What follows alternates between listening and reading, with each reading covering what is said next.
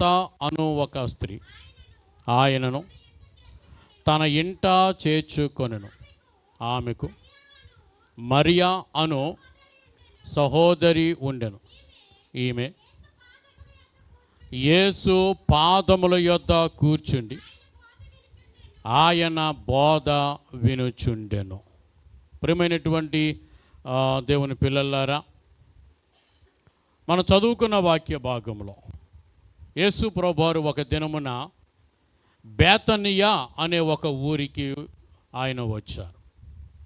ఆ ఊరిలో మార్తా అను ఒక స్త్రీ యేసు ప్రభు వారిని తన ఇంట చేర్చుకున్నారు.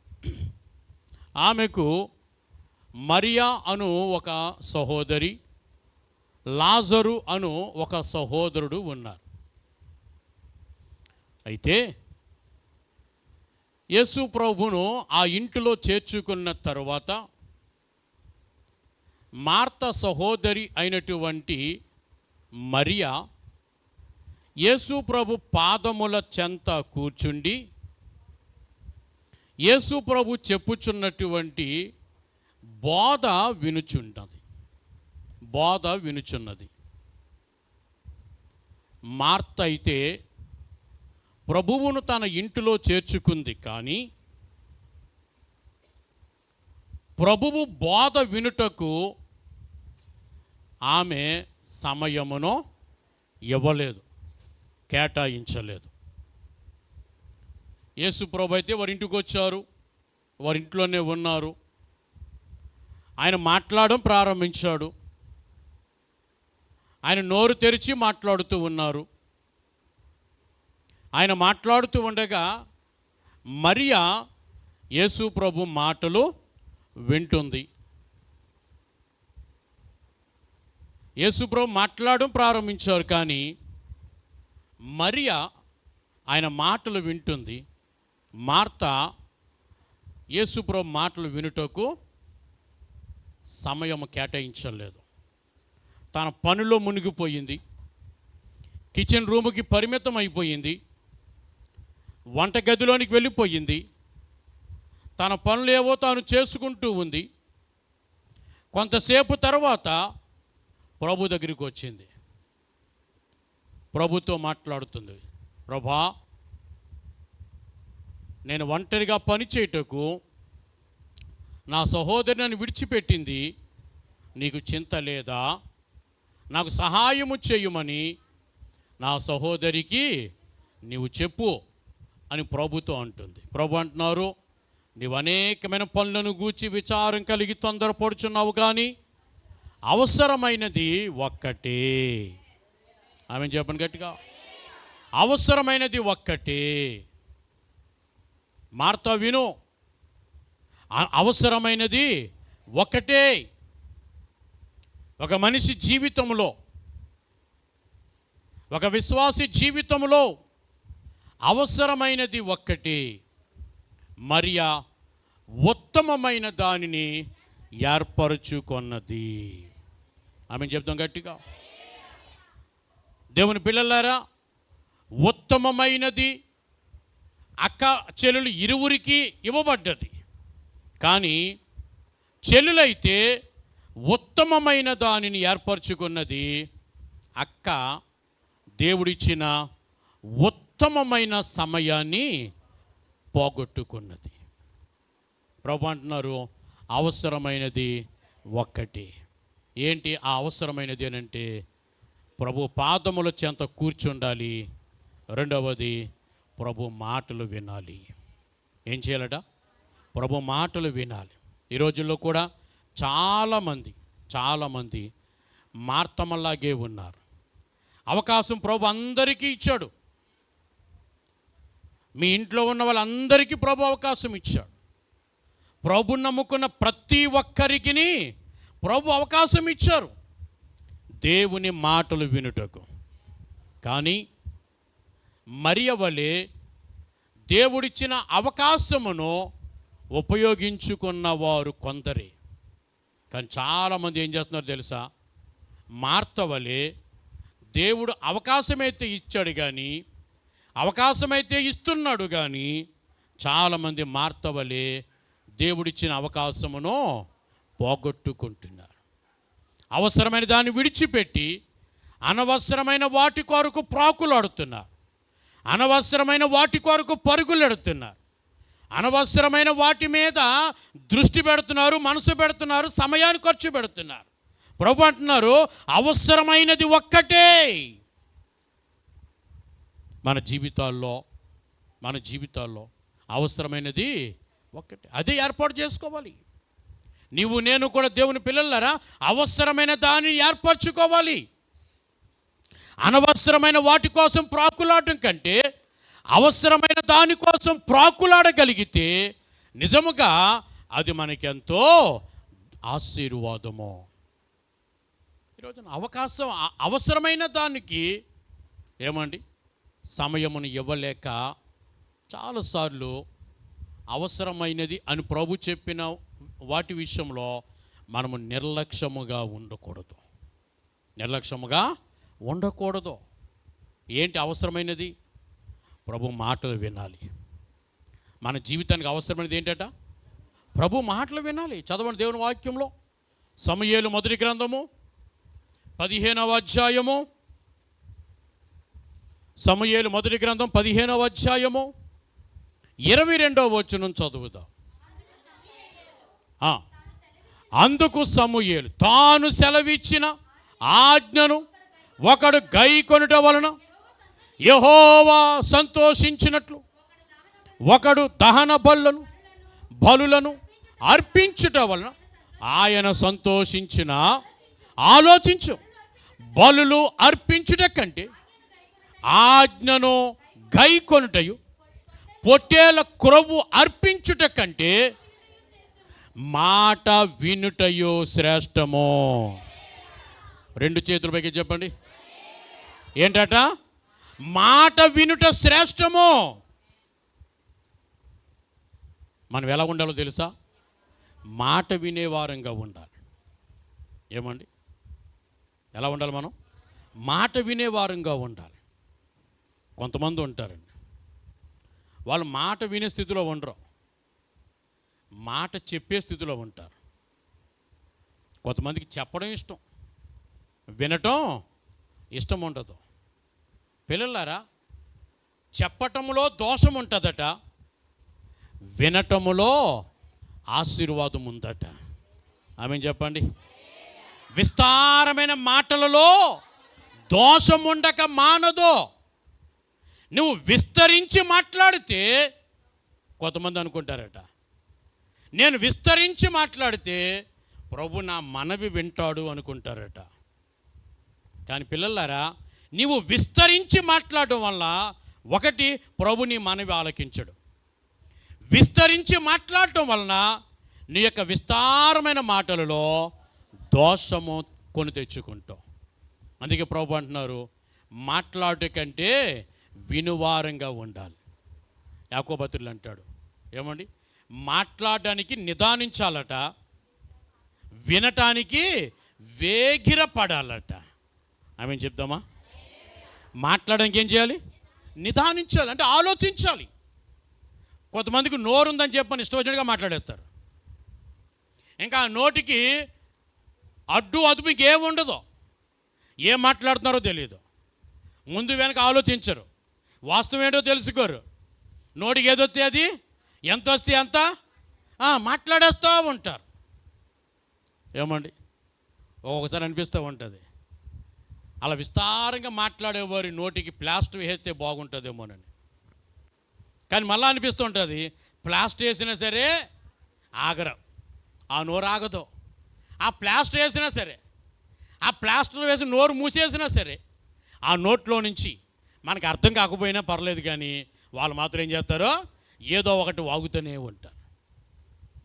పిల్లలారా, ఈరోజు ప్రభు చెప్తున్నారు, వినుట శ్రేష్టము, మాట వినుట శ్రేష్టము. ప్రతి ఒక్కరి జీవితంలో మాట వినేవారంగా ఉండాలి. నీవు నేను మాట వినగలిగితే నిజముగా అది మనకెంతో ఆశీర్వాదం. మరియా ప్రభువు చెప్పుచున్న మాటలు వింటుందట కదండి. ప్రభు చెప్పుచున్న మాటలు వింటుందట. అందుకే ప్రభు అన్నారు, మరియా ఉత్తమమైన దానిని ఏర్పరచుకొనెను, అది ఆమె యొద్ద నుండి తీసివేయబడదు. మరి ఆ మాట మార్త గురించి చెప్పగలిగాడా ప్రభువారు? మార్త, నువ్వు మంచి పని చేస్తున్నావు అని చెప్పగలిగాడా? లేదు. ఏమన్నాడైనా, మార్తా, నువ్వు మంచి అవకాశమును పోగొట్టుకుంటున్నావు అన్నాడు. మార్తం ఏం చేస్తుందట? దేవుడిచ్చిన మంచి అవకాశమును పోగొట్టుకుంటుంది. పిల్లలారా, మాట వినుట శ్రేష్టం. ప్రతి ఒక్కరము కూడా మాట వినేవారముగా ఉండాలి. పిల్లలారు, ఈరోజు మీకు జ్ఞాపకం చేస్తాను, ఎవరి మాట వినాలి? ఏమండి, ఎవరి మాట వినాలి? వింటే ఏంటి ఆశీర్వాదం? చదవండి. మొదటి మాట మనం ఇలా చదువుతాం. ద్వితీయోపదేశకాండం 15వ అధ్యాయం 5వ వచనం చదువుదాం. కావున నేడు నేను నీకు ఆజ్ఞాపించుచున్న ఈ ఆజ్ఞలన్నిటినీ అనుసరించి నడుచుకొంటకు నీ దేవుడైన యెహోవా మాట జాగ్రత్తగా వినిన ఎడల నీలో బీదలు ఉండరు. ఆమె చెప్పండి గట్టిగా. ఏమంటున్నారైనా? మీ దేవుడైన యెహోవా మాట జాగ్రత్తగా వినిన ఎడల. ఎవరి మాట వినాలి? దేవుని మాట వినాలి. ఎవరి మాట వినాలండి? దేవుని మాట వినాలి. ప్రతి ఒక్కరము దేవుని మాట వినాలి. ప్రభు చెప్తున్నారు, మీ దేవుని మాట మీరు జాగ్రత్తగా వినిన ఎడల. ఎలా వినాలట? జాగ్రత్తగా గడగడ వణుకుచు అంటాడు. అజాగ్రత్త అనేది పనికిరాదండి. దేవుడు నీతో మాట్లాడుతున్నప్పుడు నీ కన్నులు కానీ, నీ చెవులు కానీ, నీ మనసు కానీ, నీ ఆలోచన ప్రతిదీ కూడా దేవుని మాటల మీదనే నిమగ్నమై ఉండాలి. ఏమండి, దేవుడు మాట్లాడుతుంటే మన మనసు ఎక్కడో పెట్టి ఏదేదో ఆలోచించకూడదు. నువ్వు మనసు ఎక్కడో పెట్టి నువ్వు ఏదేదో ఆలోచిస్తూ ఉంటే దేవుడు నీతో మాట్లాడుతున్నాడు, కానీ దేవుని మాట నీకు అర్థమో కాదో. దానివలన నీవు గొప్ప ధన్యత పోగొట్టుకుంటావు. మాట వినుట శ్రేష్టము అంటే అర్థం ఏంటి? ఏమంటే శ్రేష్టం అంటే మంచిది, విలువైనది, ఉన్నతమైనది అని అర్థము. శ్రేష్టము, దేవుని మాట వినుట నీకు ఉన్నతమైనది, దేవుని మాట వినుట నీకు విలువైనది, దేవుని మాట వినుట నీకు శ్రేష్టమైనది. పిల్లలారా, దేవుని మాట ఎందుకు వినాలి? చదవండి దేవుని వాక్యంలో 95వ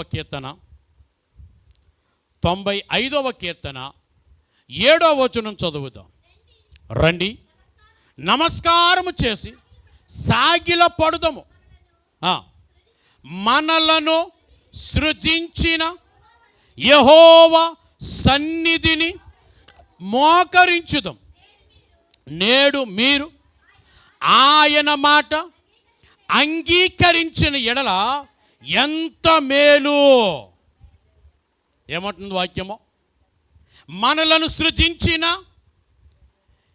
దేవుని సన్నిధిలో మోకరించుదము. వాక్యం అంటుంది, దేవుని మాట మనము వినాలట. ఎవరి మాట వినాలి? దేవుని మాట ఎందుకు వినాలి? ఆ దేవుడు మనలను సృజించినవాడు. ఆయన సృష్టికర్త. దేవుడు సృష్టికర్త. పిల్లలారా, నిన్ను సృష్టించిన నీ సృష్టికర్త అయినటువంటి దేవుని మాట నీవు వినాలి. అది నీకు ఆశీర్వాదం, అది నీకు శ్రేష్టము. నువ్వు సృష్టికర్త మాట వినాలి తప్ప దేవుని చేత సృజించబడిన సృష్టి మాట మనము వినకూడదు. మనం వినవలసిన సృష్టికర్త మాట వినాలి తప్ప సృష్టి మాట కాదు. సృష్టికర్త మాట మనం వినాలి తప్ప మన చేతులతో సృజించబడిన వాటి మాట మనము వినకూడదు. ఈ లోకంలో చాలావి మనుషుల ఆలోచనలో నుంచి, మనుషుల చేతుల పనులలో నుంచి సృజించబడినవే. అవన్నీ మనుషుల చేతి పనులే అంటుంది దేవుని వాక్యం. పిల్లలారా, నీ ఆలోచనలో నుంచి, మనుషుల ఆలోచనలో నుంచి, మనుషుల చేతి పనుల్లో నుంచి సృజించబడిన వాటి మాట కాదు మనం వినవలసింది. ఎవరి మాట వినాలట? సృష్టికర్త. ఎవరి మాట అయినా? సృష్టికర్త దేవుని మాట మనము వినాలి. వాక్యం అంటుంది, నేడు మీరు ఆయన మాట అంగీకరించిన ఎడల మీకు ఎంత మేలు. ఆమె చెప్తామా? దేవుని మాటను గనక మనము అంగీకరించగలిగితే అది మనకు ఎంతో మేలు. ఎంత మేలు తెలుసా? ఇందా మనం చదువుకున్న ద్వితీయోపదేశ కాండంలో 15వ అధ్యాయం 5వ వచనంలో మనం ఇలా చదువుకున్నాం, మీ దేవుడైన యెహోవా మాట మీరు జాగ్రత్తగా ఆలకించిన ఎడల. ఎవరున్నారట? మీలో బీదలు ఉండనే ఉండరు. నువ్వు దేవుని మాటను జాగ్రత్తగా ఆలకిస్తే నువ్వు ఎలాగుంటావో తెలుసా? నీవు ధనవంతుడవుగా, ధనవంతురాలవుగా ఉంటావు. ఆమె చెప్పండి గట్టిగా. మీరు పేదవారుగా ఉండనే ఉండరు. పేదవారంటే అర్థం ఏంటి? ఏమంటే పేదవారంటే అన్నింటికీ అవసరత, కొదువ కలిగిన వారు. అన్నింటికీ కొదువ కలిగిన వారిని పేదవారు అని అంటాం. వారికి తిండికి కొదువ, వారికి బట్టలకు కొదువ, ఏమంటే వారి నివాసానికి కొదువ, వారు ఆరోగ్యానికి కొదువ. కొంతమంది ఉంటారండి, ఒంటిపిల్లి రాక్షసులాగా ఉంటారు. వాళ్ళు ఎవరితోనూ మాట్లాడరు. ఏమండి? ఎవరు వాళ్ళతోనూ మాట్లాడరు. ఇంకంతే వాళ్ళు బతుకు. పాట పాడతాం కదా, ఇంటి మీద ఉన్న ఒంటరి పిచ్చుకను నేను. అంతేనా? చాలామంది ఆ ఒంటరి పిచ్చుకలాగా ఏమండి ఏముండదు వారికి? మనుషులతో సహవాసం కొదువ, బంధుత్వం ఉండదు. బంధుత్వం ఉండదండి. ఎవరితో మాట్లాడితే కదా బంధుత్వం కలిసేది. ప్రభు అంటున్నారు, అందరితోనూ సమాధానముగా ఉండండి అన్నాడు. అందరితో సమాధానంగా ఉండండి ప్రభు చెప్తుంటే, అందరితోనూ కయ్యానికి కాలు దువ్వుతూ. దేవుని పిల్లలారా, మీలో పేదలు ఉండనే ఉండరు. నీ జీవితం పేదరికంలో ఉండడానికి కారణం ఏంటో తెలుసా? నీవు దేవుని మాటకు లోబడకపోవటమే. దేవుని మాటకు నీవు లోబడకపోవటమే. దేవుని మాటకు నువ్వు లోబడితే నీ జీవితం పేదరికంలో ఉండదండి. నీ జీవితము ధనవంతుల స్థితిలో ఉంటుంది. ధనవంతులు అంటే అర్థం ఏంటి? ఏమంటే ధనవంతులు అంటే సమృద్ధి కలిగిన వారని అర్థం. ధనవంతులు అంటే సమృద్ధి కలిగిన వారు, దేనికిని కొదువ లేనివారు. ఏమంటే చాలామంది ఏమనుకుంటారంటే ధనవంతులు అంటే ఇల్లు, వాకిళ్ళు, పొలాలు, భూములు, ఆస్తిపాస్తులు, వెండి బంగారాలు, ఏమంటే పేరు ప్రఖ్యాతులు, బ్యాంకుల్లో లక్షల కొలది డబ్బులు, ఇవన్నీ కలిగి ఉంటే వాళ్ళు ధనవంతులు అనుకుంటారు. వాస్తవానికి వారు ఏమి ధనవంతులు కారు. అసలు వారు ధనవంతులే కారు. ధనవంతులు అంటే అర్థం ఏంటో తెలుసా? సమృద్ధి కలిగిన వారు. దేనికి సమృద్ధి? ఏమండి? ఆహారానికి సమృద్ధి. నీకు ఆహారం కొదువు ఉండదు. వస్త్రాలకు సమృద్ధి. ఏమండి? బీరువా ముందు నిలబడితే ఏది కట్టుకోవాలో అర్థం కాదు. వస్త్రాలకు సమృద్ధి. ఏమండి? బంధుత్వానికి సమృద్ధి. ఓపుగా ఉండాలే కానీ ఇక సీజన్ వచ్చింది అనుకో, ఏమండి పరిగెత్తడానికి ఎక్కడికి వెళ్ళాలో అర్థం కాదు, ఊపిరి సలపదు. దేవుని బిడ్డలారా, నీకు చిన్న ఇబ్బంది కలిగితే అందరూ వచ్చి వాలిపోతారు కదండి. అందరూ వచ్చి వాలిపోతారు. ఎంత ఆనందం అండి అది, ఎంత సంతోషం అండి, ఎంత సమృద్ధి అది. దేవుని పిల్లలారా, డబ్బులు కొదువు ఉండదు. బ్యాంకులో వేలకు వెళ్ళి ఉండకపోవచ్చు, కానీ నీ జీవితంలో నీకు ఏదైతే అవసరత అని నీకు అనిపిస్తుందో ఆ అవసరతను దేవుడే తన గుప్పులు విప్పి నీ ప్రతి అవసరతను దేవుడు తీరుస్తాడు. నీ దగ్గర ఏముండకపోవచ్చు, కానీ దేవుడు నీ ప్రతి అవసరత తీరుస్తాడు. కొదువు ఉండదు. అయ్యో ఇది లేదే అని అనిపించే పరిస్థితి నీలో ఉండదు. దేవుని బిడ్డలారా, దేవుడు ఏదో కాకిని పంపిస్తాడు. ఏమండి, ఎవరో ఒకరిని దేవుడు ప్రేరేపిస్తాడు. నువ్వు అడగకుండానే నీకు కావలసిన వాటిని ప్రభు నీకు సమకూరుస్తాడు. ఎప్పుడు? నీవు ఆయన మాటను అంగీకరించిన ఎడల. నీకు ఎంత మేలు, ఎంత మేలు తెలుసా? మీలో పేదలు ఉండరు. భూతద్దం పెట్టి వెతికినా నీ జీవితంలో పేదరికం అనేదే కనబడదు, డౌటే లేదు.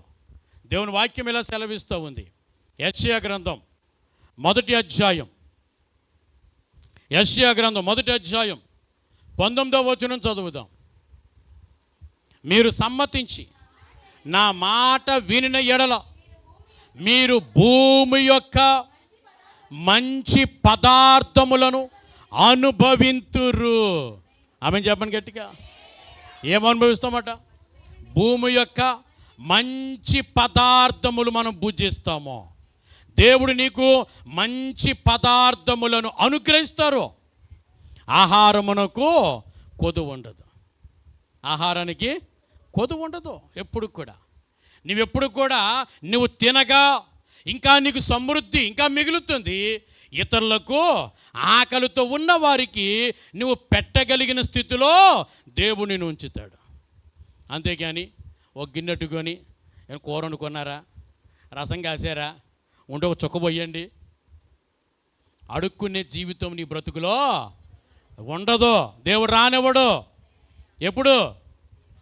దేవుని మాట నువ్వు ఆలకిస్తే, దేవుని మాటకు నువ్వు లోబడితే, ఏమండి, గిన్నె పట్టుకుని ఇంటింటికి తిరిగే పరిస్థితి నీకు రాదు. ఓ తవుడు బియ్యం ఉంటే ఇవ్వండి, మూట వేయించుకుని నాకు ఇస్తాను. అడుక్కునే పరిస్థితి నీ బ్రతుకులో దేవుడు రానివ్వడు. ఏం చేస్తాడట? సమృద్ధిని ప్రభు నీకు ఇస్తాడు. నువ్వు తినగా, నీ భర్తకు పెట్టగా, భార్యకు పెట్టగా, పిల్లలకు పెట్టగా ఇంకా సమృద్ధి మిగులుతుంది. నువ్వు వండుకుంటావు. వండుకున్న దాన్ని దేవుడు 30దంతులుగా, 60దంతులుగా, 100అంతులుగా ఆశీర్వదిస్తాడు.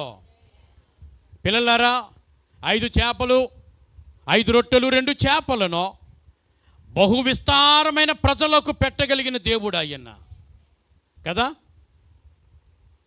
తొట్టిలో కొంచెము పిండెను, బుడ్డిలో కొంచెము నూనెను కరువు కాలమంతా దీవించిన దేవుడు ఆయన. ఇంటిలో ఉన్న ఆ కొంచెము నూనెను ఎరువు పాత్రల అన్నింటితో నింపివేసిన దేవుడు ఆయన. అవునా? తన సేవకుడు ఆకలి కొనుంటే ఉదయము సాయంకాలము కాకులు కడుపులు మార్చుకొని ఏలియాకు ఆహారము పెట్టించిన దేవుడు ఆయన. నువ్వు దేవుని మాట ఆలకించగలిగితే, దేవుని మాట నువ్వు ఆలకించగలిగితే, ఈరోజున ప్రభు చెప్తున్నారు, 1 మీలో పేదలు ఉండరు. నీ జీవితం పేదరికంగా ఉండదు, నీ బ్రతుకు పేదరికంలో ఉండదు. దేవుడు నిన్ను ఆశీర్వదిస్తాడు. వాక్యం అంటుంది, దేవుడు నిన్ను తలగా నియమిస్తాడట. దేవుడు నిన్ను అప్పిచ్చేవారిగా నియమిస్తాడట. దేవుడు నిన్ను ఇతరులకు పెట్టేవారుగా నియమిస్తాడట. పుచ్చుకునేవారిగా కాదు. ఎలా పెడతాడు? పెట్టేవారిగా దేవుడిని నియమిస్తాడు. వాక్యం అంటుంది, దేవుడు నిన్ను అనేకులకు ఆశీర్వాదకరముగా దీవిస్తాడు. అనేకులకు నువ్వు ఆశీర్వాదకరంగా మారిపోతావు. దేవుని మాట కనుక నీవు ఆలకించగలిగితే. మరియా దేవుని మాటలు వినుచుండెను. ఈరోజు నీ బ్రతుకులు అవసరమైంది ఏంటో తెలుసా? దేవుని మాటలు వినాలి. ఎవరి మాట వినాలి? దేవుని మాట వినాలి. అది నీకు ఆశీర్వాదం. నీవు దేవుని మాట వింటే అది నీకు ఎంతో మేలు. భూమి యొక్క మంచి పదార్థములు అనుభవిస్తావు. ఏమండి, కొంతమంది జీవితాల్లో అదేంటో కానీ దేవుని బిడ్డలారా కడుపు నిండా తిండి తినలేని పరిస్థితుల్లో ఉంటారు. భర్తకంతే, భార్యకంతే, పిల్లలకంతే. కష్టపడడం లేదా? కష్టపడుతున్నారు. కానీ ఇంట్లో మాత్రం కడుపు నిండా తిండి ఉండదు. పిల్లలారా మీకు జ్ఞాపకం చేస్తున్నాను, ఆ పరిస్థితి కారణం ఏంటో తెలుసా? దేవుని మాటకు నీవు లోబడకపోవటమే. ప్రభు చెప్తున్నారు, మీరు సమ్మతించి నా మాట వినిన ఎడల, ఎవరి మాట? దేవుని మాట వినిన ఎడల మంచి పదార్థములు మీరు భుజింతురు. దేవుని మాట వింటే దేవుడు నీకు మంచి పదార్థములు ఇస్తాడు. ఇశ్రాయేలుతో దేవుడు ఒక మంచి వాగ్దానం చేస్తారు. ఏమనంటే, మీకు క్రొత్త ధాన్యము వచ్చినను పాత ధాన్యము ఇంకనూ మిగిలియుండును అన్నాడు. ఏమండి, గత సంవత్సరం పంట ఇచ్చాడు దేవుడు. ఆ ధాన్యం ఇంట్లో ఉంది. ఆ పంట ఇంకా తింటూనే ఉన్నారట. అది ఇంకా పూర్తిగా కంప్లీట్ అవ్వలేదు. ఈ లోపున మళ్ళా కొత్త ధాన్యము దేవుడు చేస్తాడు. కొత్త ధాన్యం మళ్ళీ ఇంట్లోకి వచ్చేసిందట. దేవుడు మళ్ళీ కొత్త ధాన్యం ఇచ్చేస్తాడు. ఇప్పుడు ఏమంటున్నాడు ప్రభు అంటే, నీ కొత్త ధాన్యం అయితే వస్తుంది, కానీ నీ ఇంట్లో ఇంకా పాత ధాన్యం మిగిలి ఉంటుంది. ఏమండి, ఈ పాత ధాన్యం అంతా కంప్లీట్ అయితేనే కానీ కొత్త ధాన్యం జోలికి వెళ్ళే పరిస్థితి నీకు రాదు. ఈ పాత ధాన్యం అంతా అయిపోయింది. ఏమండి, కొత్త ధాన్యం మొదలు పెట్టావు, అది తింటూ ఉన్నావు, అది కొంత తరిగింది. ఈ లోపల మరలా ఇంకొక పంట మళ్ళా దేవుణ్ణి ఇంటికి ఇచ్చేస్తాడు. నువ్వు దేవుని మాటకు విధేయులు అవుతే, దేవుని మాటకు నువ్వు లోబడితే, ప్రభు చెప్తున్నారు, భూమి యొక్క మంచి పదార్థములు మీరు అనుభవిస్తారు. మీ జీవితంలో సమృద్ధిని మీరు చూడగలుగుతారు. ఈరోజు నీకు చెప్పే మాట ఒకటే, దేవుని మాట విను.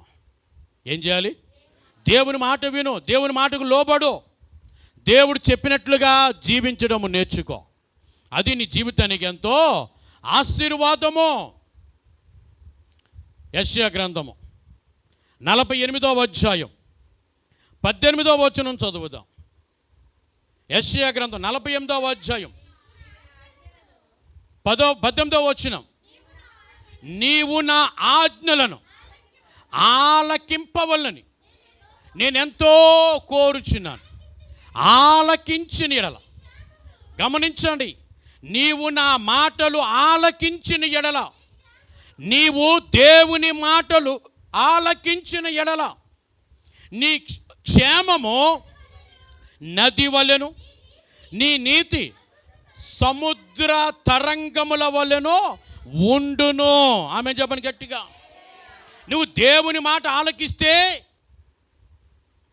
ఎలా ఉంటుందో తెలుసా? నీ క్షేమము నది వలె ఉంటుంది. నీ బ్రతుకులో క్షేమము చూస్తావు. ఏముంటుంది? క్షేమం ఉంటుంది. క్షేమం అంటే సంతోషం, క్షేమం అంటే సమాధానం, క్షేమం అంటే ఆనందం, క్షేమం అంటే చింత లేకపోవటం, క్షేమం అంటే సమృద్ధి, క్షేమం అంటే నీ జీవితంలో నువ్వు మనశ్శాంతి కలిగి జీవించడం. నువ్వు దేవుని మాటను ఆలకించిన ఎడల నీ క్షేమము, నీ బ్రతుకులు ఏముంటుందట? క్షేమం ఉంటుంది. క్షేమమునకు ఆపోజిట్ ఇంకో మాట ఉంది, దాన్ని క్షామము అంటారు. క్షేమము అంటే సమృద్ధి, క్షామము అంటే కరువు. దేవుని మాట ఆలకిస్తే క్షేమము, దేవుని మాటకు లోబడకపోతే కరువు. ఇందా చెప్పాను, పేదవారిగానే ఉండిపోతాం. అంత కరువే. అన్ని అవసరతలే సంపాదిస్తున్నాం. సంపాదన అంతా చినిగిపోయిన సంచిలో వేసినట్లుగా అయిపోతూ ఉంటుంది. ఏమండి, సంపాదన అంతా కూడా ఎలా ఖర్చు అయిపోతుందో తెలియదు, దేనికి ఖర్చు అయిపోతుందో తెలియదు, ఎందుకు ఖర్చు అయిపోతుందో తెలియదు. పిల్లలారా, ఆ పరిస్థితి కారణం ఏంటో తెలుసా? దేవుడికి నీ జీవితంలో అయితే చోటు ఉంది, కానీ నీ జీవితంలో ఏమి లేదో, దేవుని మాట ఆలకించే స్థితి లేదు. మరియమ్మ దేవుని మాటలు ఆలకిస్తుంది. యేసు ప్రభుని మార్త తన ఇంటిలో చేర్చుకుంది. కానీ యేసు ప్రభు వారు మార్తమ్మ ఇంట్లో అయితే ఉన్నారు, కానీ మార్త యేసు ప్రభు మాటలు వినే స్థితిలో లేదు. ఉన్నదా? లేదు. అందుకే పిల్లలారా, మార్తమ్మ జీవితంలో 3 రకాల పరిస్థితులు ఉన్నాయి, వ్రాయబడ్డాయి. యేసు ప్రభు దగ్గరికి వచ్చి అంటుంది, ఏమని తెలుసా? ప్రభా, నా సహోదరి నన్ను ఒంటరిగా విడిచిపెట్టినందున నీకు చింత లేదా అన్నది. మార్తమ్మ జీవితంలో ఏముంది అంటే ఒంటరితనం. ఏముంది? ఒంటరితనం ఉంది. ఏమండి, ఇంట్లో చెల్లులుంది, తమ్ముడు ఉన్నాడు, కానీ మార్తమ్మ ఎలా ఉందట? ఒంటరితనం. చెల్లెలు తనతో కలిసి వస్తా లేదో, తమ్ముడు తనతో కలిసి వస్తా లేదో. పిల్లలారా, ఒంటరితనం అనుభవిస్తుంది ఇంట్లో. ఎందుకని? యేసయ్య మాటలకు ఆమె అవకాశం ఇవ్వకపోవటమే, యేసయ్య మాటలు వినటానికి అవకాశం ఇవ్వకపోవటమే మార్తమ్మ జీవితంలో ఒంటరితనం అనుభవిస్తుంది. ఏడుస్తుంది, రోదిస్తుంది, కన్నీరు కారుస్తుంది. అయ్యో, నా బ్రతికేంటి ఇలాగైపోయింది. ప్రభు దగ్గరికి వచ్చి ఏడుస్తుంది, ప్రభా, నా చెల్లి నన్ను ఒంటరిగా విడిచిపెట్టింది కదా, నీకు కొంచెమైనా చింత లేదా? ఏడుస్తుంది ప్రభు దగ్గరికి వచ్చి. పిల్లలారా, ఈ రోజున ప్రభు చెప్తున్నారు, నీవు కనుక దేవుని మాట ఆలకించిన ఎడల నీ కన్నీరు నాట్యముగా మార్చబడుతుంది. నీ జీవితంలో నీ దుఃఖ దినములు సమాప్తమైపోతాయి. నీ బ్రతుకులో ఉన్న దుఃఖమంతటిని దేవుడు తొలగిస్తాడు. దేవుడు నీ కన్నీటిని తుడుస్తాడు. నీ ఒంటరి బ్రతుకులో దేవుడు నీకు తోడుగా ఉంటాడు. ఆమె చెప్పండి గట్టిగా. మార్తమైతే ఒంటరిగా ఉంది, కానీ మరియమ్మ అయితే ఒంటరిగా లేదు. ఉందా? లేదు. మరియమ్మతో ఎవరున్నారు? యేసు ప్రభు వారు ఉన్నారు. మరి మార్తమ్మతో ఉన్నారా? లేరండి. ఎందుకని? మరియమ్మ యేసు ప్రభు మాటలు వింటుంది. ఎవరి మాటలు? యేసు ప్రభు మాటలు వింటుంది. అందుకే పిల్లలారా, మరియమ్మకు యేసు ప్రభు తోడుగా ఉన్నాడు. మరియమ్మ జీవితంలో ఒంటరితనం లే. మరియమ్మ జీవితంలో ఏ విధమైన ఏడుపు లేదు, రోదన లేదు, అంగలార్చడం లేదు. మరియమ్మ జీవితంలో క్షేమం ఉంది. మార్తమ్మ జీవితంలో క్షామం ఉంది, కరువు ఉంది. ఏంటో కరువు? ఒంటరితనం. ఎవడు కలిసి రాకపోవడమే కరువు. పిల్లలారా, అటు దేవుడు తోడు లేడు, ఇటు సొంత తోబుట్టువులు కూడా ఆమెకు తోడు లేరు. రెండవది, మార్తమ్మ జీవితంలో ఏముందనంటే, ప్రభు అంటున్నారు, మార్తా మార్తా, నీవు అనేకమైన పనులను గూర్చి విచారము కలిగి. ఏముందట? విచారం, బెంగ, చింత. మార్తమ్మ జీవితంలో చింత ఉంది, బెంగ ఉంది. మార్తమ్మ జీవితం అంతా చింతతో నిండిపోయిందండి. కానీ మరియమ్మ జీవితంలో చెప్పండి, ఏ చింత లేదు, ఏ చింత లేదు. మరియమ్మ చాలా హ్యాపీగా ఉంది, ఆనందంగా ఉంది. పిల్లలారా, దేవుని మాటలు కనుక నువ్వు ఆలకిస్తే నీ బ్రతుకులో నువ్వు ఆనందంగా ఉంటావు. నీ యొక్క చింత, నీలో ఉన్న బెంగ అంతా కూడా దేవుడు తీసివేస్తాడు. అందుకే ప్రభు అంటున్నారు, దేవుని మాటలు మీరు ఆలకించండి. ఎవరి మాట వినాలి? దేవుని మాటలు వినండి. దేవుని మాట నువ్వు ఎంతగా లోబడతావో నీ బ్రతుకులో అంత ఎక్కువ ఆనందమును నువ్వు పొందుకుంటావు. మార్తమ్మ జీవితంలో సంతోషము లేదండి, ఆనందము లేదు, ఆనందము లేదు. కిచెన్ రూమ్లో వంటలు అయితే సిద్ధపడ్డాయి, ఆహార పదార్థాలు అయితే రెడీ చేసింది, అన్నం వండింది, కూర వండింది, కానీ జీవితంలో సంతోషం లేదు, ఆనందము లేదు, సమాధానం లేదు, మనశ్శాంతి లేదు, చింత, బెంగ. ఏమండి పిల్లలారా, నువ్వు ఎంత వండుకున్నా నీ బ్రతుకులో చింత బెంగ ఉందనుకో, నువ్వు వండుకున్నది నీ నోట్లోనికి వెళ్ళదు. ఒకవేళ పెట్టినా, నువ్వు కలుపుని ఒక ముద్ద నోట్లో పెట్టినా ఆ ముద్ద ఎలా ఉంటుందో తెలుసా? విషంలాగా ఉంటుంది, చేదుగా అనిపిస్తుంది, తినాలనిపించదు. ఆ అన్నం చేత్తో పట్టుకుంటావు కానీ అదేదో పురుగులను పట్టుకున్నట్టుగా కనపడుతూ ఉంటుంది. ఎందుకు? నీ కడుపు నిండా ఏమి నిండిపోయింది? చింతతో, బెంగతో, విచారముతో నిండిపోయింది కనుక నీకు ఆకలి అనిపించదు. డైనింగ్ టేబుల్ మీద అన్నీ ఉంటాయి, నీ ఇంట్లో అన్నీ ఉంటాయి, కానీ నీకు ఏమి తినాలనిపించదు. పిల్లలారా, ఈరోజున ప్రభు చెప్తున్నారు, మార్తమ్మ జీవితంలో ఉన్న రెండవ పరిస్థితి ఏంటనంటే చింత. అదే మరియమ్మ జీవితంలో అయితే చింత లేదండి, హ్యాపీగా ఉంది, సంతోషంగా ఉంది. మూడవది ఏంటో తెలుసా? మార్తమ్మ జీవితంలో ప్రభు అంటున్నారు, నువ్వు విచారము కలిగి తొందరపడుచున్నావు. మార్తమ్మ జీవితంలో ఏముందట? తొందర, కలవరం, టెన్షన్, టెన్షన్, టెన్షన్, టెన్షన్, అంత టెన్షనే, బ్రతుకంత టెన్షన్ అయిపోయింది. పాపం మనశ్శాంతిని కోల్పోయింది, నెమ్మదిని, సమాధానమును కోల్పోయింది మార్తమ్మ గారు. అదే మరియమ్మ జీవితంలో అయితే no tension, no tension, no BP. ఏమండి అసలు బీపీ రావడానికి కారణం ఏంటి? టెన్షనే. షుగర్ రావడానికి కారణం ఏంటి? టెన్షనే. థైరాయిడ్ రావడానికి కారణం ఏంటి? టెన్షనే. తలనొప్పి రావడానికి కారణం ఏంటి? టెన్షనే. ముసుగు వేసుకుని పడుకోవడానికి కారణం ఏంటనుకుంటున్నావు? టెన్షనే. నీకు తెలుసా, నీ జీవితంలో 95% జబ్బులకి కారణం నువ్వు పడుతున్న టెన్షనే. అర్థమైందా? ఎన్ని జబ్బులు? 95% జబ్బు. 95 రకాలు కాదు, 95% జబ్బులకు కారణం ఒకరే. ఎవరా ఒకరు? టెన్షన్. నువ్వు పడే టెన్షనే 95% జబ్బులకు కారణం. నిద్ర పట్టదు. ఏమండి దేనివల్ల? టెన్షన్. నిద్ర పట్టదు, రాత్రి అంతా గుడ్ల గూబలాగా అలా తెరిచి ఉంటావు. తెల్లారేసరికి నీ కళ్ళు చింత నిప్పుల్లా మారిపోతాయి కదా, నీ ముఖం చిప్పముఖం అయిపోద్ది. ఏం పని చేస్తావు? విచారంగా డల్గా ఉంటావు, ముద్దపప్పులాగా మారిపోతావు. ఏమి చేయాలనిపించదు, ఏమి చేయాలనిపించదు. అక్కడి నుంచి నీరసం, రాత్రి అంతా నిద్ర లేకపోతే ఏమవుతుంది? సో వీటన్నిటికీ మూలం ఏంటనుకుంటున్నావు? టెన్షనే. కాలు చేయి పడిపోతుంది చాలామందికి, పక్షవాతం. ఎందువల్ల? బీపీ కారణం ఎవరు? టెన్షను. అంటే ఇప్పుడు టెన్షన్ వల్ల ఏమవుతుంది? ఇక్కడ గుండె జబ్బులు వస్తున్నాయి, ఏమండి పక్షవాతాలు వస్తున్నాయి, రకరకాల జబ్బులన్నీ.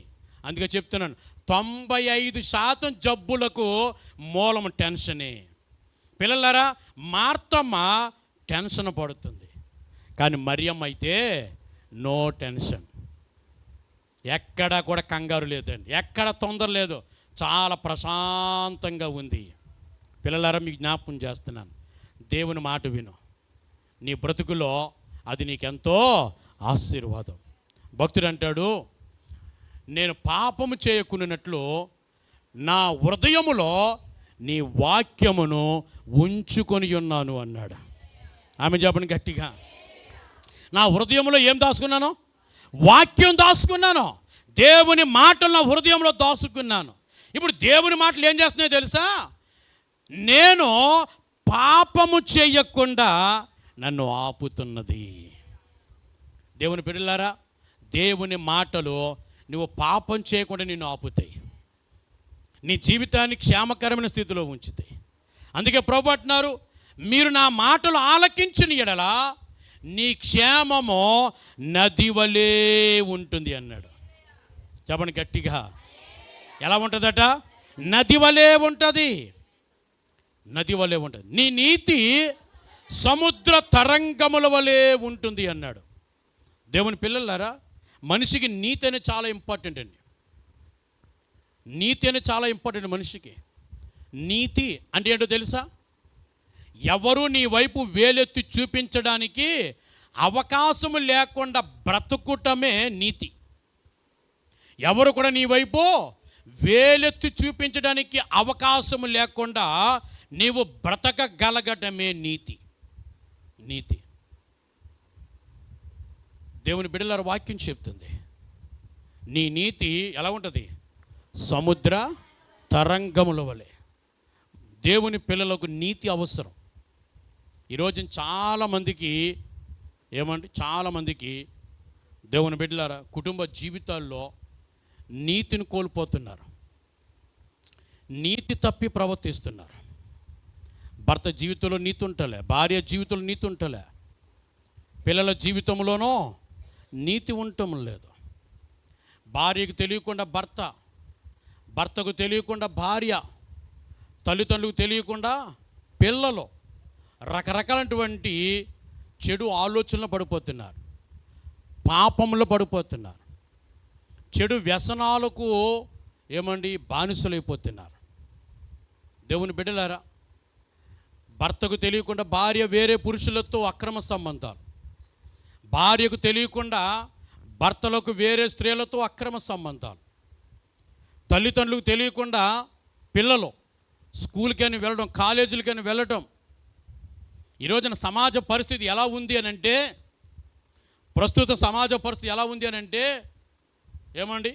ఈరోజున యవ్వన పిల్లల పరిస్థితి సమాజంలో ఎలా ఉంది అని అంటే, నీకు గర్ల్ ఫ్రెండ్ లేదా అయితే నీ బ్రతుకు వేస్ట్, నీకు బాయ్ ఫ్రెండ్ లేడా అయితే నీ బ్రతుకు వేస్ట్, నువ్వు మందు తాగవా అయితే నీ బ్రతుకు వేస్ట్, నువ్వు సిగరెట్ కాల్చవా అయితే నీ బ్రతుకు వేస్ట్, నువ్వు ఫ్రెండ్స్తో నలుగురితో కలిసి తిరగవా అయితే నీ బ్రతుకు వేస్ట్.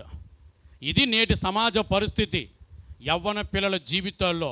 అది అమ్మాయి అయినా కావచ్చు, అది అబ్బాయి అయినా కావచ్చు. పిల్లలారా, పెళ్ళికి ముందే ఈరోజున అనేక మంది అబ్బాయిలు అమ్మాయిలు నీతి తప్పి ప్రవర్తిస్తున్నారు. దేవుని బిడ్డలారా, ఈరోజున ప్రభు చెప్తున్నారు, నువ్వు దేవుని మాటను ఆలకించిన ఎడల నువ్వు ఎలాగుంటావో తెలుసా? నువ్వు నీతి కలిగి జీవిస్తావు. నీతి కలిగి జీవిస్తావు. దేవుని మాటలు నువ్వు తప్పు చేయకుండా నిన్ను ఆపుతాయి. పాపము చేయకుండా నిన్ను ఆపగలిగేది దేవుని మాటలు మాత్రమే. ఆమె చెప్పండి గట్టిగా. వాక్యం అంటుంది, నీతిమంతులు విడవబడుట కానీ వారి సంతానము భిక్షమెత్తుట కానీ నేను చూచి ఉండలేదు అంటుంది. నీతిమంతులట విడవబడరటండి. వాక్యం చెప్తుంది, నీతిమంతులట వృద్ధాప్యములో కూడా వారు మొవ్వు వేయుదురు, చిగురు పెట్టుదురు అంటుంది వాక్యం. వృద్ధాప్యంలో కూడా ఏం పెడతారట? చిగురు పెడతారట, మొవ్వు వేస్తారట నీతిమంతులు. దేవుని బిడ్డలారా, వాక్యం చెప్పే మాట అది. నీతిమంతులు ఎన్నడూ విడవబడరు. దేవుడు నీ చేతిని విడిచిపెట్టడు. వాక్యం అంటుంది, నీతిమంతులట 7 సారులు క్రింద పడినను దేవుడు వారిని తిరిగి లేపుతాడట. వాక్యం చెప్తుంది, దేవుడు అతని చేతిని పట్టుకొనెను. ఎవరు చేపట్టుకుంటాడు? నీతి కలిగిన వారి చేతిని పట్టుకుంటాడు. నువ్వు నీతి తప్పి ప్రవర్తించావనుకో, నీ చేతిని దేవుడు విడిచిపెట్టేస్తాడు. అందుకే దేవుని పిల్లలు నీతిని అలవర్చుకోవాలి. నీతిని అలవర్చుకోవాలి. ఎవరు కొన్ని వైపు వేలెత్తి చూపించడానికి నువ్వు ఎంత మాత్రమును అవకాశమో ఇవ్వకూడదు. వాక్యం చెప్తుంది, నువ్వు నా మాటలు ఆలకించిన ఎడల నీ క్షేమము నది వలె, నీ నీతి సముద్ర తరంగముల వలె ఉంటుంది. నిర్గమకాండం 15వ అధ్యాయం 26వ వచనం చదువుదాం. 15వ అధ్యాయం 26వ వచనం. నీ దేవుడైన యెహోవా వాక్కు శ్రద్ధగా విని ఆయన దృష్టికి న్యాయమైనది చేసి ఆయన ఆజ్ఞలను విధేయులై ఆయన కట్టడలను అనుసరించి నడిచిన యెడల ఐగుప్తీలకు కలుగజేసిన రోగములలో ఏదియో మీకు రానివ్వనో నిన్ను స్వస్థపరచు యెహోవాను నేనే అనెను.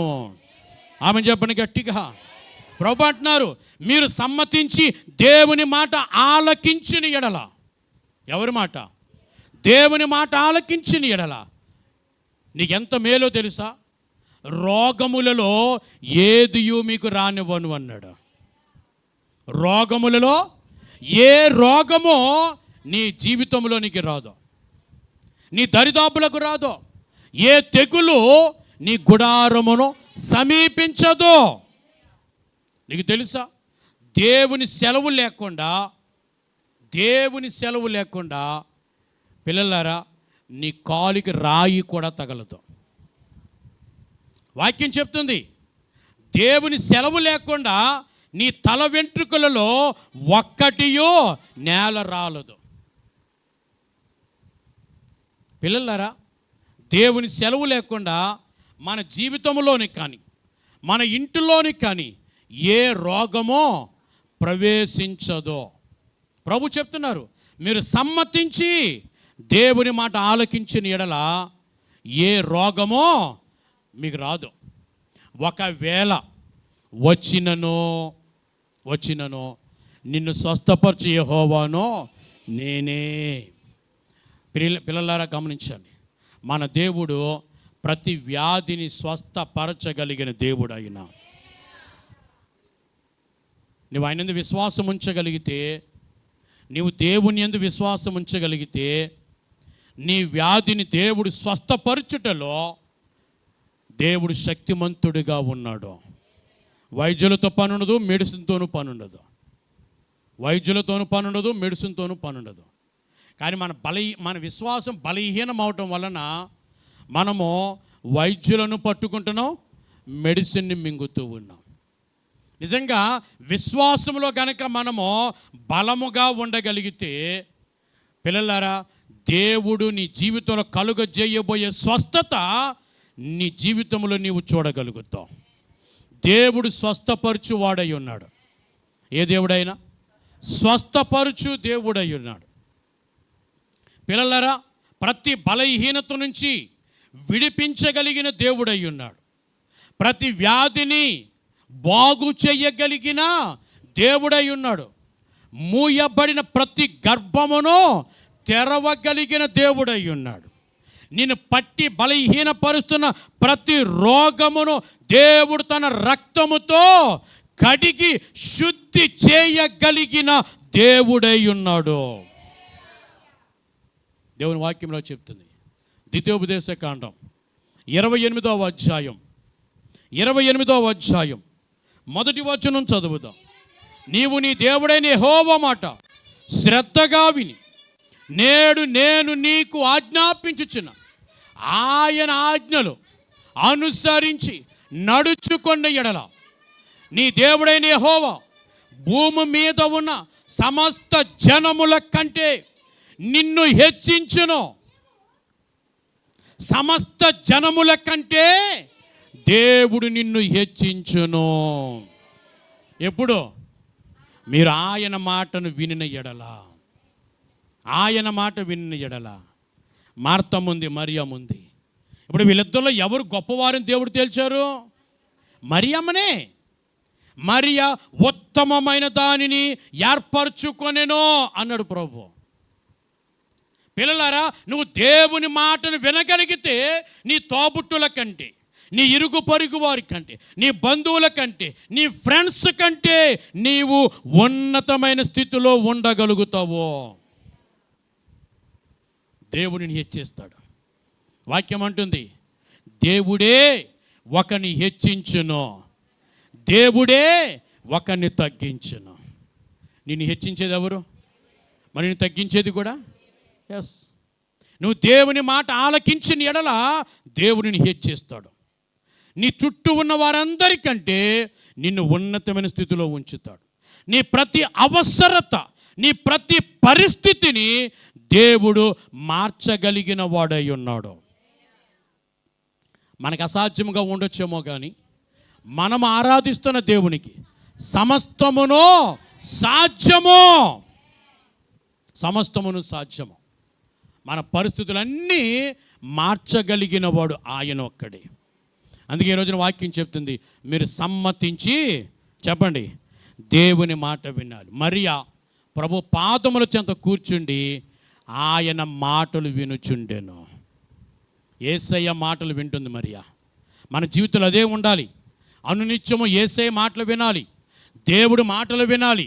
దేవుడు మనల్ని సృజించిన వాడు, మనం సృజించిన సృష్టికర్త మాటలు మనం వినాలి.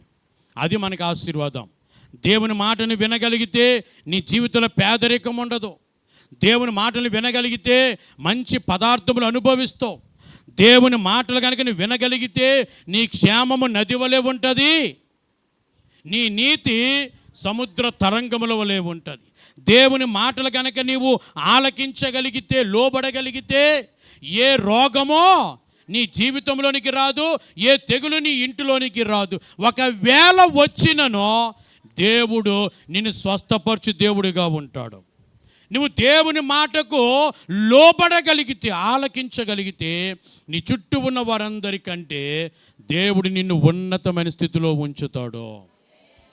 వాక్యం అంటుంది, మాట వినుట శ్రేష్టము. ఎవరి మాట వినాలి?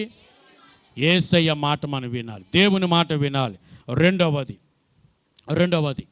చదవండి దేవుని వాక్యంలో హెబ్రీలకు రాసిన పత్రిక 13వ అధ్యాయం. హెబ్రీలకు రాసిన పత్రిక 13వ అధ్యాయం 17వ వచనం చదువుదాం. మీ పైన నాయకులుగా ఉన్నవారు లెక్క ఒప్పచెప్పవలసిన వారి వలె మీ ఆత్మలను కాయుచున్నారు. వారు దుఃఖముతో ఆ పని చేసిన యెడల మీకు నిష్ప్రయోజనం గనుక దుఃఖముతో కాక ఆనందముతో చేయనట్లు వారి మాట విని వారికి లోబడి ఉండుడి. ఆమె చెప్పండి గట్టిగా, వారి మాట విని. రెండవది పిల్లలారా, సేవకుల మాట వినాలి. ఎవరి మాట వినాలి చెప్పరే? సేవకుల మాట వినాలి.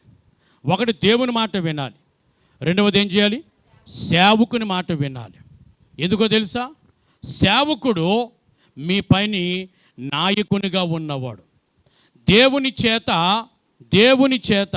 మీ పైన నాయకునిగా ఎంచబడినవాడు సేవకుడు. రెండవది సేవకుడు మిమ్ములను గురించి లెక్క అప్పజెప్పవలసిన వాడు, మీ ఆత్మలను కాయుచున్నాడు. ఒకటి, మీ పైన నాయకునిగా దేవుని చేత నియమించబడిన వాడు సేవకుడు.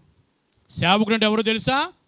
మీ పైన నాయకునిగా దేవుని చేత నియమించబడినవాడు. రెండో, మీ ఆత్మలను కాయుచున్నవాడు. పిల్లలారా మాట గమనించాలి. మీ ఆత్మలను కాయుచున్నవాడు సేవకుడు. నిన్ను నిత్యత్వంలోనికి నడిపించడమే సేవకుని పని. దేవుని వాక్యములో నిన్ను పెంచడమే సేవకుని పని. నీవు తిరిగి లోకంలో కలిసిపోకుండా, దేవునికి దూరమైపోకుండా, భక్తి జీవితంలో దేవుని ఆరాధించుటలో, దేవునికి సమీపముగా నువ్వు జీవించుటలో నిన్ను దేవుని చెంతకు నడిపించుటకు ప్రయాసపడుచున్నవాడు సేవకుడు.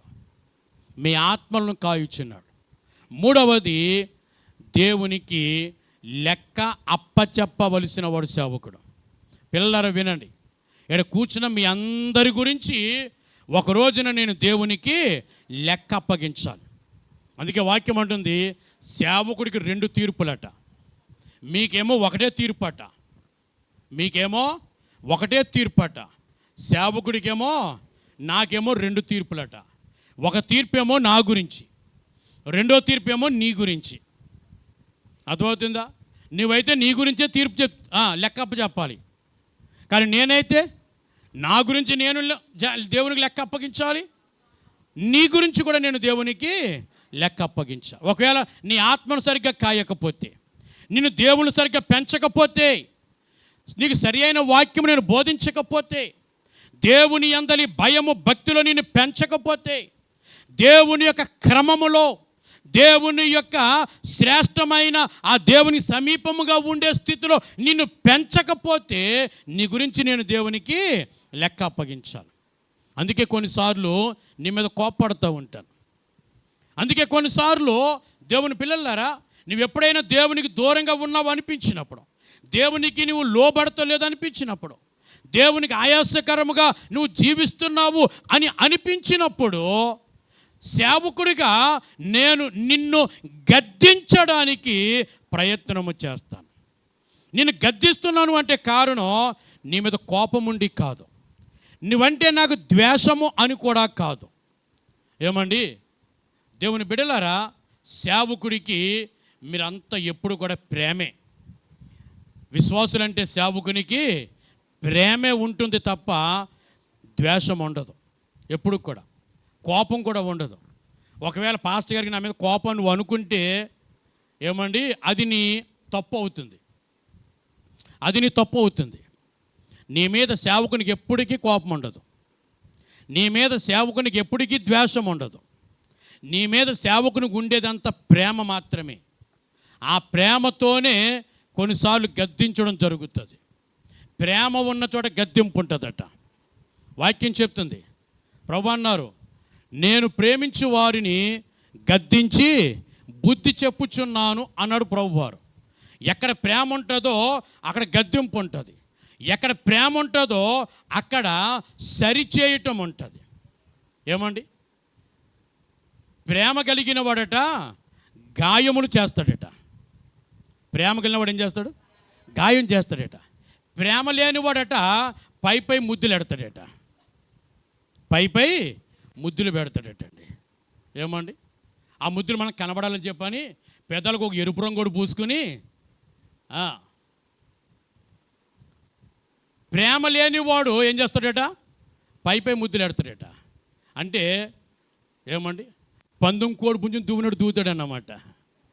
చూడండి, సంక్రాంతికి ఆ పందెం కోళ్ళు తయారు చేస్తారు కదా, ఆ మేపుతున్న వారి దగ్గరికి వెళ్ళామనుకోండి, చక్కగా దూతా ఉంటాడు దాన్ని. కొంతమంది ఏమండి, కొంతమంది అలా దూతుంటుంటారు. పిల్లలారా, అది ప్రేమ కాదు, అది ప్రేమ కాదు. అదేంటో తెలుసా? స్వార్థం. నీవేమైపోయినా పర్వాలేదు కానీ నేను బాగుండాలి అని అనుకునే జీవితం అది. పిల్లలారా, నిజమైన సేవకుడు పోయిన వారం చెప్పాను, నిజమైన సేవకుడు ఎవరనంటే దేవుని చేత పిలువబడిన వాడై ఉండాలి, దేవుని చేత ఏర్పాటు చేయబడిన వాడై ఉండాలి, దేవుని మీద ఆధారపడిన వాడై ఉండాలి. దేవుని సేవ తప్ప ఇంకొక ధ్యాస వానికి ఉండకూడదు. ఏమండి, ఎంతసేపు దేవుని పని మాత్రమే కలిగి ఉండాలి, దేవుని పని మీద భారం కలిగి ఉండాలి నిజమైన సేవకుడు. నిజమైన సేవకుడు అంటే ఎప్పుడు కూడా ఏమని సంఘాన్ని గద్దిస్తాడు, సంఘానికి బుద్ధి చెబుతాడు. ఎందుకో తెలుసా? నీ మీద దేవుడు నన్ను నాయకునిగా పెట్టాడు. రెండవది, నీ ఆత్మను కాసే బాధ్యత దేవుడు నాకు అప్పగించాడు. మూడవది, నిన్ను గురించి దేవుడు నన్ను లెక్క అడుగుతాడు. నేను దేవునికి లెక్క చెప్పాలి. అందుకే కొన్నిసార్లు నిన్ను గద్దించడం జరుగుతుంది. గద్దించడంలో ఉన్న ఉద్దేశం ఏంటంటే నిన్ను నువ్వు మార్చుకోమని, నిన్ను నీవు మార్చుకోవాలి. దేవుని బిడ్డలారా, ఎక్కడైతే నువ్వు తప్పిపోతున్నావో ఆ విషయంలో నిన్ను గద్దించినప్పుడు నిన్ను నువ్వు మార్చుకోగలిగితే దేవుని పిల్లలారా, నీ జీవితం ఎంతో ఆశీర్వాదకరముగా ఉంటుంది, అనుమానమే లేదు. ఏమండి, మన హాస్టల్లో శాంతి అని ఒక అమ్మాయి ఉంటుంది. శాంతి అని ఒక అమ్మాయి, శాంతి ప్రియ, లోవమ్మ కూతురు. అది మేబీ 2వ తరగతి చదువుతున్నప్పుడు అనుకుంటాను హాస్టల్లో జాయిన్ అయ్యింది. ఇప్పుడు ఎంత 8th క్లాస్కి వచ్చింది అనుకుంటాను. ఇప్పుడు 8th క్లాస్కి వచ్చింది. 7th క్లాస్ వరకు నా దగ్గర చదువుకుంది. అంటే దాదాపు 2, 3, 4, 5, 6, 7 6 సంవత్సరాలు చదువుకుంది. ఏమండి, అది చూడడానికి ఇంత ఉంటుంది. కానీ ఏ రోజు కూడా నాతో దెబ్బలు తినడానికి అది ఎప్పుడు అవకాశం ఇచ్చేది కాదు. అర్థమైంది మాట. నేను చాలాసార్లు అనుకునేవాడిని ఏమని, ఎలాగైనా సరే దీన్ని కొట్టాలి అనుకునేవాడిని. 6 సంవత్సరాల దగ్గర చదివిందండి. ఏ రోజు కూడా దాన్ని కొట్టడానికి అది నాకు అవకాశం ఇచ్చేది కాదు. మిగిలిన వాళ్ళందరూ దెబ్బలు తినేవారు, అది మాత్రం అవకాశం ఇచ్చేది కాదు. నేను చెప్పేవాడిని, పిల్లలు దీన్ని చూసి నేర్చుకోండిరా, అనవసరంగా దెబ్బలు తింటున్నారు మీరు, ఏదో చిన్న చిన్న పొరపాట్లు చేసి దీన్ని చూసి నేర్చుకోండి. ఏ ఒక్కరోజు కూడా పిల్లలారా వినండి, నువ్వు సరిగ్గా ఉంటే నిన్ను గద్దించవలసిన అవసరం సేవకుడికి రాదు. అవునా? నువ్వు సరిగ్గా ఉంటే, దేవుళ్ళు సరిగ్గా ఉంటే, భక్తిలో సరిగ్గా ఉంటే, సహవాసంలో నువ్వు సరిగ్గా ఉంటే, వాక్యంలో సరిగ్గా ఉంటే, ఆత్మీయతలో సరిగ్గా ఉంటే నిన్ను గద్దించవలసిన అవసరం సేవకుడికి రాదో, ఉండదో. ఎప్పుడు వస్తుంది? నువ్వు సరిగ్గా ఉండకపోవడాన్ని బట్టియే కదా. అందుకే పిల్లలారా, సేవకుడిని గద్దించినప్పుడు నువ్వేం చేయాలో తెలుసా? నిన్ను సరి చేసుకోవాలి. అది నీకెంతో ఆశీర్వాదమో, అది నీకెంతో దీవెన. చూడండి 13వ అధ్యాయంలోనే 7వ వచనం చదువుదాం. మీకు దేవుని వాక్యం బోధించి మీ పైన నాయకులుగా ఉన్న వారిని జ్ఞాపకము చేసుకుని వారి ప్రవర్తన ఫలమును శ్రద్ధగా తలంచుకొనుచు వారి విశ్వాసమును అనుసరించుడి. పిల్లలు 3 విషయాలు చెప్తున్నాడు ఇక్కడ. ఏమంటున్నారు? మీకు దేవుని వాక్యం బోధించి మీ పైన నాయకులుగా ఉన్న వారిని, అంటే సేవకులను నువ్వేం చేయాలో తెలుసా? జ్ఞాపకము చేసుకోవాలి. సేవకు నువ్వేం చేయాలి? నిత్యము నువ్వు జ్ఞాపకం చేసుకోవాలి. నీ ప్రతి ప్రార్థనలో సేవకుని గురించి, సేవకుని కుటుంబాన్ని గురించి, సేవకుడు చేస్తున్న దేవుని పరిచర్య గురించి నీ ప్రతి ప్రార్థనలో నిత్యము నువ్వు జ్ఞాపకం చేసుకోవాలి. రెండవది ఏమన్నాడు? వారి ప్రవర్తన ఫలమును శ్రద్ధగా తలంచుకొనుచు అన్నాడు. దేవుని బిడ్డలారా, నువ్వేం చేయాలో తెలుసా? సేవకుని యొక్క జీవిత విధానమును నిత్యము నువ్వు తలంచుకోవాలి. ఆదివారం వచ్చాను, దేవుని వాక్యం వినేసాను, వెళ్ళిపోయాను, మళ్ళీ ఆదివారం కనబడతాను అన్నట్లుగా ఉండకూడదు. అలా కాదు. ఏమండి, 40 రోజులు ఉపవాస ప్రార్థనలు చేస్తాం.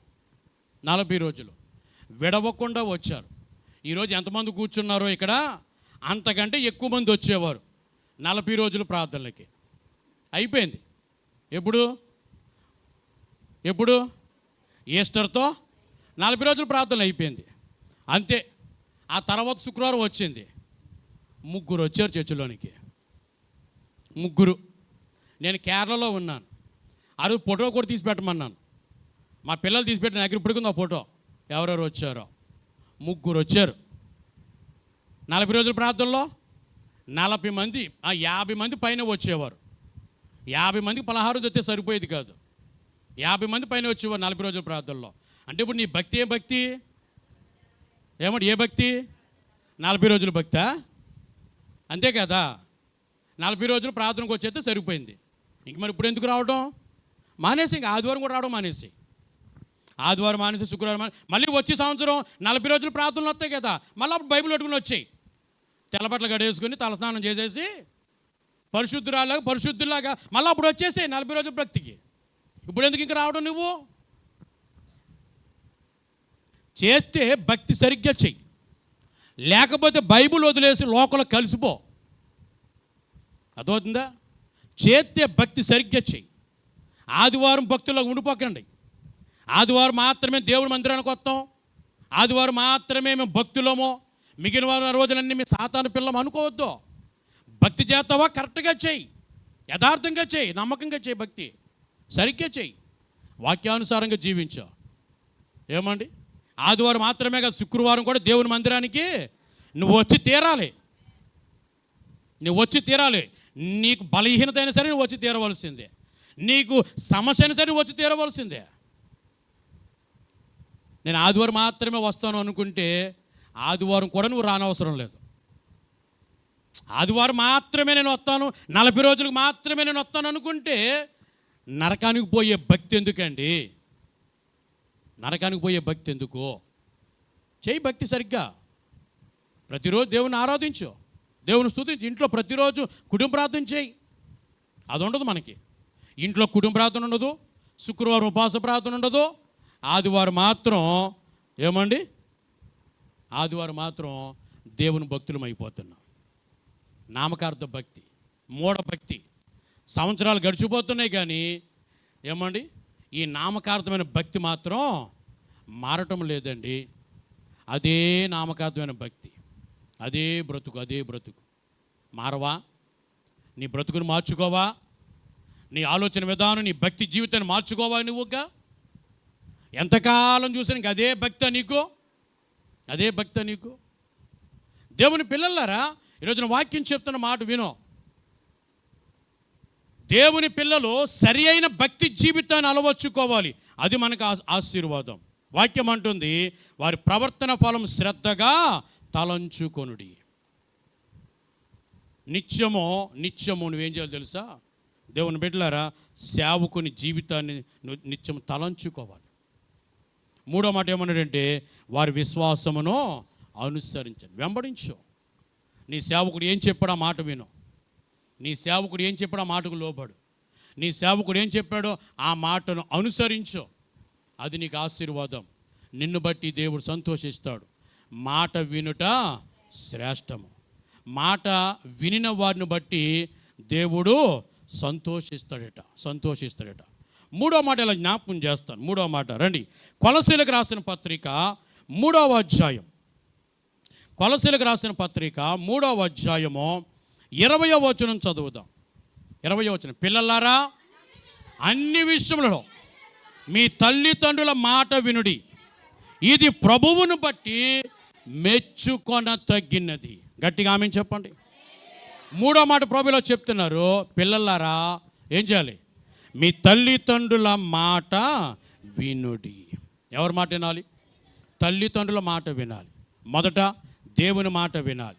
2 సేవకుని మాట వినాలి. 3 చెప్పండి, 3 తల్లిదండ్రుల మాట వినాలి. అది నీకు ఆశీర్వాదం. వాక్యం అంటుంది, ప్రభువును బట్టి ఇది మెచ్చుకొన తగినది. తల్లిదండ్రుల మాట విను, అది నీకెంతో దీవెన. రండి సామెతల గ్రంథంలోనికి రండి. సామెతల గ్రంథం మొదటి అధ్యాయం 8, 9, 10 వచనాలు చదువుదాం. నా కుమారుడా, నీ తండ్రి ఉపదేశం ఆలకింపు, నీ తల్లి చెప్పు బోధను త్రోసివేయకుము. అవి నీ తలకు సొగసైన మాలికయు, నీ కంఠమునకు హారములయుండును. నా కుమారుడా, పాపులను ప్రేరేపింపగా ఒప్పకుము. వాక్యం అంటుంది, పిల్లలారా నీ తండ్రి ఉపదేశం ఆలకించు, నీ తల్లి చెప్పు బోధ త్రోసివేయొద్దు. తల్లిదండ్రుల మాట ఎలా ఉంటుందో తెలుసా? తల్లిదండ్రుల మాటట నీ తలకు సొగసైన మాలికయు, నీ కంఠమునకు హారము. తల్లిదండ్రుల మాట విను, దీవించబడుతావు. అంతేగాని పాపులు నిన్ను ప్రేరేపించక వారి మాటకు నువ్వు సమ్మతించొద్దు. పాపుల గుంపులో చేరిపోవద్దు.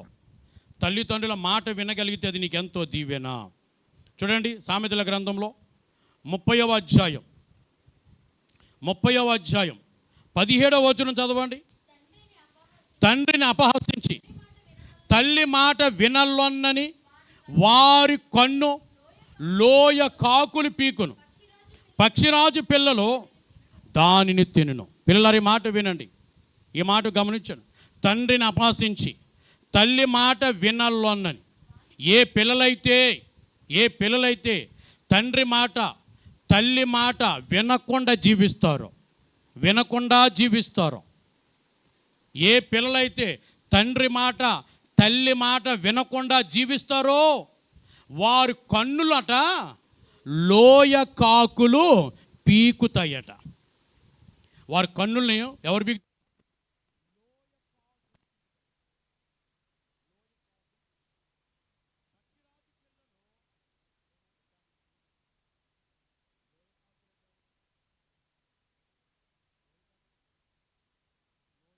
ఉండే కాకులు కదండి. లోయ కాకులు అంటే లోయలో ఉండే కాకులు. లోయ కాకులు అంటే లోకంలో ఉండే కాకులు. లోకంలో ఉండే కాకులు. లోకంలో సామెత ఉందిగా,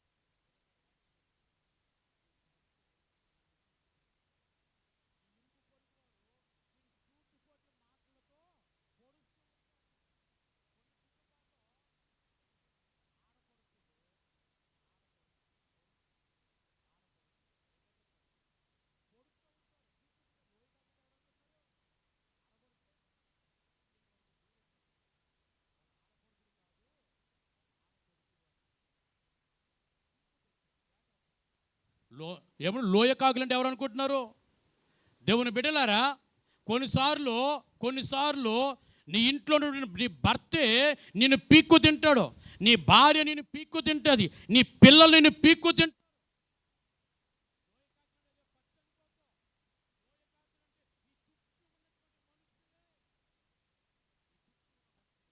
కొన్నిసార్లు నీవే నీ ఇంట్లో వాళ్ళని పీక్కు తింటూ ఉంటావు.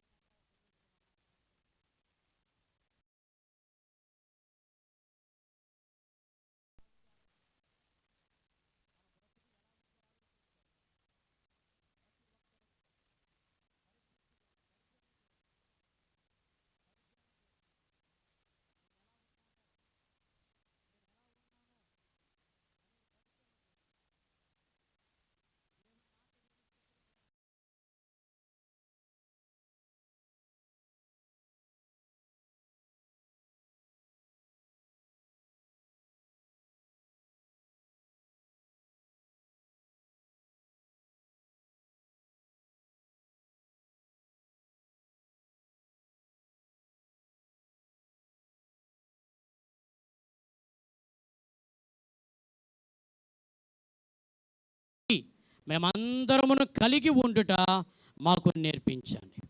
సేవకుల మాటకు లోబడే జీవితం మాకు నేర్పించండి. తల్లిదండ్రుల మాటలకు లోబడే జీవితము మాకందరికీ నేర్పించండి. అటు ధన్యతలో మా అందరి జీవితాలను కట్టుమని యేసు నామమున ప్రార్థన చేయుచున్నాను మా తండ్రి. ఆమేన్.